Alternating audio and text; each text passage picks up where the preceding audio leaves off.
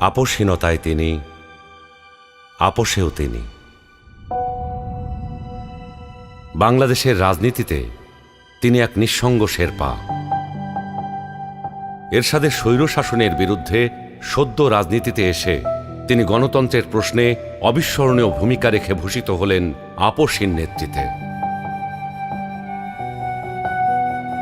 2007-এর 1/11-এর দুঃশাসনের কালেও আপোষহীন রইলেন।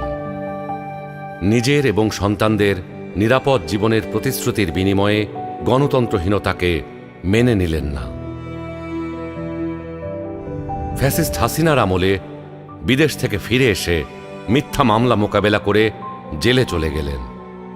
তবুও আধিপত্যবাদী রাজনীতির সাথে আপোষ করলেন না, হয়ে উঠলেন ফ্যাসিস্ট শাসন বিরোধী লড়াইয়ের অনন্ত প্রেরণা।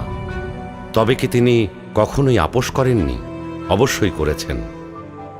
দেশের বৃহত্তর স্বার্থে অনেক গুরুত্বপূর্ণ মুহূর্তে উনি এমন সব বিষয়ে আপোষ করেছেন যেটা না করলে কেবল গণতন্ত্র নয়, বাংলাদেশের স্বাধীনতা সার্বভৌমত্বই বিপন্ন হয়ে পড়ত। 91 সালে তার পছন্দের প্রেসিডেন্সিয়াল পদ্ধতি ছেড়ে সংসদীয় পদ্ধতিতে চলে গেলেন বৃহত্তর রাজনৈতিক সমঝোতার স্বার্থে।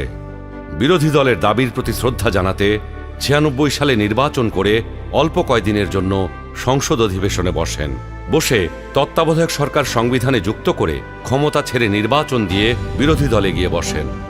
2008-এ একপেশে এবং অসমান নির্বাচনী ক্ষেত্রের কারণে পরাজয় নিশ্চিত জেনেও নির্বাচনে অংশ নেন গণতান্ত্রিক ধারাবাহিকতা রক্ষার জন্য। সকল মানুষের মতোই তিনিও নিশ্চয়ই সীমাবদ্ধতার ঊর্ধ্বে ছিলেন না, কিন্তু শিষ্টাচার, সৌজন্যবোধ, দৃঢ়তা, দূরদর্শিতা এবং প্রজ্ঞার সমন্বয়ে তিনি হয়ে উঠেছেন বাংলাদেশের রাজনৈতিক ইতিহাসের এক অনন্য চরিত্র। তিনি বেগম খালেদা জিয়া। আমরা সকলকে বন্ধু হিসাবে দেখতে চাই, কিন্তু কেউ যদি আমাদের বন্ধুর বেশে প্রভু হতে চায়, সেটা আমরা কখনো মেনে নেব না, মানতে দিব না। আরো প্রভুত্ব বাংলাদেশের জনগণ স্বীকার করবে না।